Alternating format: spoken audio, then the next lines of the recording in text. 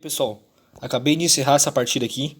É, Teve um final muito legal e eu vou fazer uma pequena análise aqui e mostrar pra vocês. Nessa partida eu tô jogando de brancas, tô jogando contra esse jogador que é natural da Bulgária. Uma partida de xadrez clássico, 15 minutos para cada lado e mais 15 segundos por lance jogado.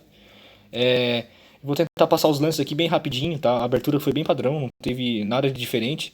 E quando chegar no momento crítico eu vou fazer alguns comentários. Peão rei, tirei o cavalo, tirei o bispo, roquei aqui em seguida, né? Aqui ele fez uma jogada um pouco mais defensiva, aqui normalmente aqui nesse início se luta pelo domínio do centro. Ele acabou desperdiçando um lance movendo esse peão ali em H6. Mexeu esse cavalo aqui, que também já foi um lance bem duvidoso, acaba trancando o bispo ali. Não é o melhor lance para essa posição, sem dúvida nenhuma, mas não chega a ser um erro. Eu centralizei a torre, trouxe o cavalo. Aqui com esse peão em C3, eu já estava tentando, almejando conquistar essa casa aqui de D4, preparando o lance D4, né, com o meu peão. Então, seguiu ele mais com um lance duvidoso, né, em vez de dominar o centro, acabou desperdiçando um lance, desenvolveu uma peça, né, mexeu esse peão. E aqui em seguida eu já ataco o centro com um peão D4, como eu tinha preparado no lance anterior. E aqui começa um momento um pouco mais crítico da partida, onde eu acho que eu cometi um pequeno erro. Ele avança o peão, e nesse momento aqui o computador, né, o Stockfish, ele manda eu capturar o peão ali, né, capturar com o peão de E, o peão de E capturar o peão dele de D, mas em vez disso, eu capturo o outro peão, eu capturo o peão de, capturo o peão de E. E o Stockfish apontou isso como um erro, né? Se desenvolvesse a partida com essa outra variante, não creio que o resultado teria sido muito diferente. Mas enfim, é uma recomendação do computador, né? O computador consegue analisar muito mais, fazer uma análise muito mais profunda que eu. Mas enfim, a partida seguiu ali com eu capturando o peão, ele captura o bispo, e aqui fica uma sequência de capturas, né? Percebam que ele captura o meu bispo, eu capturo o peão. Eu capturo o peão, aliás, ele captura o meu bispo. E aí em seguida eu vou capturar o cavalo dele, e nisso a posição se abriu bastante.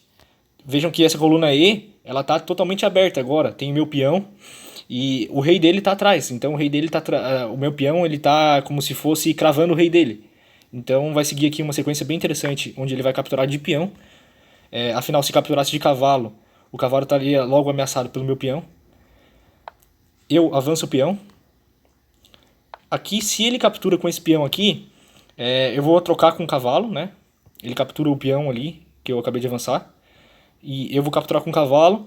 E quando ele capturar de volta com o cavalo dele, a minha rainha vai capturar a rainha dele. E isso vai fazer com que ele perca uma vantagem muito importante, que é a vantagem de ter o roque, né? Então ele não quis isso, optou por não capturar. Mas eu optei por capturar o peão dele. Ele mexe o bispo ali, que é um lance bem duvidoso mesmo. Eu capturo ali, eu capturo com o peão. E nisso ele é forçado a capturar de cavalo. E é isso que ele faz. Eu monto uma bateria aqui com a minha rainha. Essa bateria não tem nenhuma ameaça imediata, mas é sempre um lance interessante. Faz uma pressão lá no bispo dele e impede ele de fazer o rock. Aqui aí chega um desenvolvimento um pouco mais acelerado aqui, onde eu vou tentar tirar minhas peças. Percebam que eu tô com o meu lado, com a minha ala da dama pouco desenvolvida. Isso é sempre muito ruim, né? Eventualmente ele pode lançar um contra-ataque, apesar de que a posição está bem favorável para mim. Coloquei, centralizei o cavalo, também não creio que tenha sido um lance muito bom. O computador aqui manda eu colocar o cavalo em D4 aqui, né? Afinal é uma casa protegida. Mas enfim, coloquei o cavalo lá, achei que lá ele tivesse uma posição mais ofensiva. E aqui o jogo segue, com ele desenvolver a dama, que na minha opinião foi um lance bom da parte dele. Eu desenvolvo meu cavalo, ele roca, finalmente consegue rocar. Aqui eu consegui montar uma bateria com meus dois cavalos, ambos se protegem. Então isso foi bom, isso vai ser importante lá na frente. Percebam que aqui ele com esse movimento de torre faz uma ameaça de mate, então eu tenho que defender, mexi o peão. Ele avança o peão, afinal o peão lá estava atacado, mexi o peão. E aqui eu acho que foi a grande sacada, tá? É um lance que realmente o computador recomenda e não é um lance fácil. É aqui que tornou essa partida realmente muito interessante.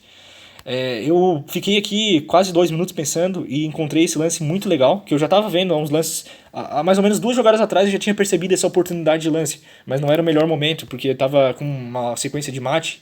Se eu fizesse isso e ele percebesse a sequência de mate, eu perderia a partida.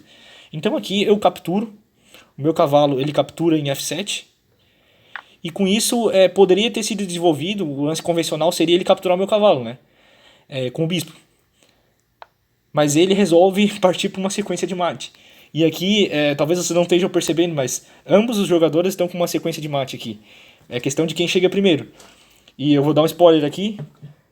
Eu cheguei primeiro, por um lance.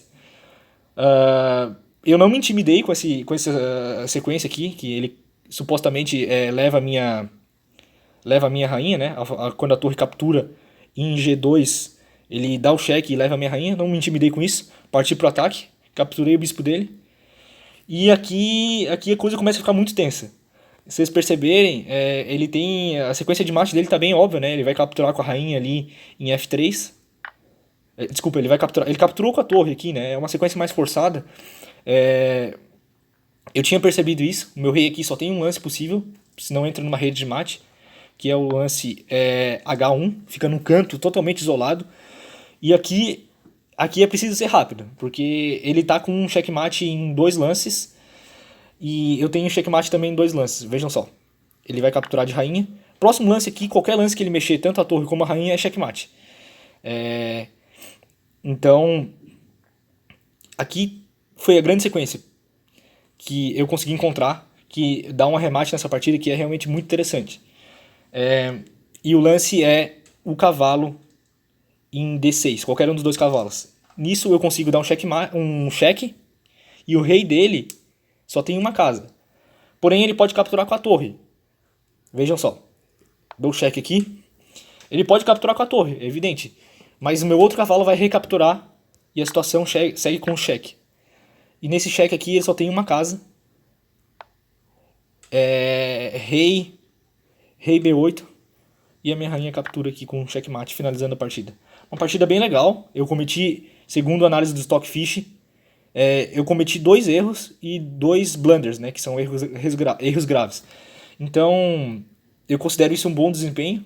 Não é um desempenho excelente, não é um desempenho genial. Acho que o mais interessante dessa partida foi essa sequência de checkmate apurado, né? Só por curiosidade, aqui nesse lance, o Stockfish... Aqui acho que até que assim, o Stockfish está dando vantagem para ele. Ele está com uma vantagem, segundo o Stockfish, de 4 pontos. É uma vantagem praticamente decisiva. Então provavelmente ele deixou passar algum lance. E quando ele faz esse lance aqui, o Stockfish ia dar uma vantagem para mim de 5 pontos. Então a partida teve uma reviravolta aí, bem interessante. E um final realmente muito legal. Era isso. Obrigado para quem assistiu aí. Esse é meu primeiro vídeo de xadrez que eu vou lançar aqui no YouTube. Não pretendo ser um grande youtuber de xadrez, mas simplesmente compartilhar aqui essas partidas em que eu acabo me divertindo bastante.